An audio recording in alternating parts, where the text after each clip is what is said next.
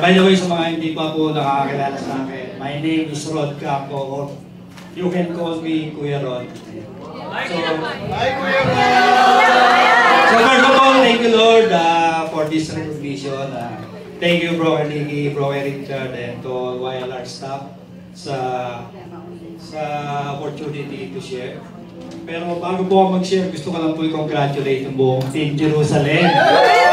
Headed by our broker, Mama Beth and QST Papa Jelalalay for being top 1 team sa month of February. And congratulations din po sa lahat ng top seller natin. Ayan. So kinakabahan ako. So yung question ko sa akin is, ano daw yung strategies na ginagawa namin to ensure that my team is well equipped for the necessary skills and training para ma-achieve namin yung aming group target, no? So, alam niyo po, sobrang blessed po ako sa aking small team, no? Shout out po sa Team Guardians. Sobrang gagaling, sobrang sisipag magbenta.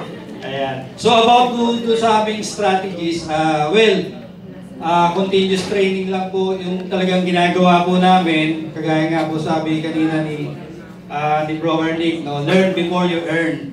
So, still, nagpa-master pa rin po kami ng mga other social media platform, no? Hindi pa po kami master to, kaya continuous training po yung ginagawa namin. Kasi kung mapapansin nyo po, sobrang bilis po talaga ng pacing ng technology natin ngayon. So, kung hindi po kami mag-a-adapt, hindi po kami sasabay, may iwan po kami sa market trend. So, kaya po pag may mga opportunities like special training si Eslan or si Team Jerusalem, so yun, binibigyan po talaga namin ng opportunity to attend. And isa pa po sa magandang ginagawa po ng team is yung every time na meron kaming sales or rejection, so we share yung experience, no? Ano ba yung mga naging struggles, no? Paano ba na-handle yung sales, paano na-close? So kapag may mga rejection naman, ano yung mga lesson learned na napulot, no? Ano yung mga dapat iwasan para hindi na po maulit yung situation. So from there, bali nagkakamap kami ng mga shared ideas or recommendation para maiwasan na yung mga ganong situation. And then, lastly, siyempre, sa ganong sharing, so natututo po kami sa bawat isa and mas lumalawak po yung aming skills and learning, no? So, yun lang po, and again, congratulations po sa lahat ng top sellers po natin. Thank you po. Hi! Hi! So, mag-share lang ako.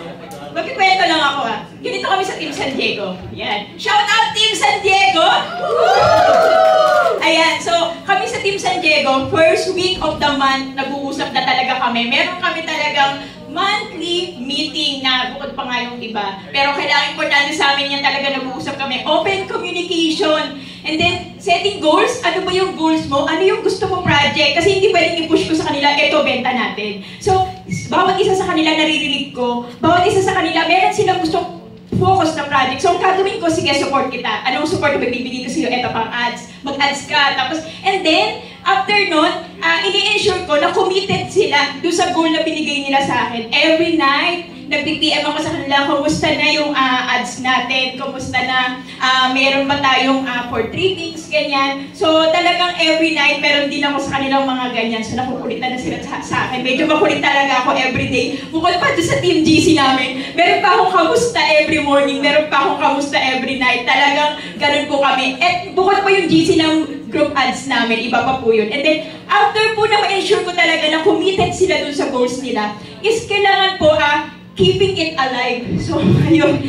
So, kailangan yung momentum nandun. Ano ba tayo last month? At ano tayo dapat meron ngayong buwan na to? So, every day na kailangan na-i-ensure ko na yung commitment niya, and then keeping it alive, yung GC namin hindi pwede siyang ma-idle or mawawala ng prayers or ng mga something na talaga namang nakakapag-push or nakakapag-motivate, nakakapag-remind na eto tayo, eto dapat yung goals natin para sa pamilya, para sa pangarap. And then kapag may nakakabenta sa amin, thank you sa mga generous na Team San Diego na talaga naman nagsishare kung paano niya nagawa.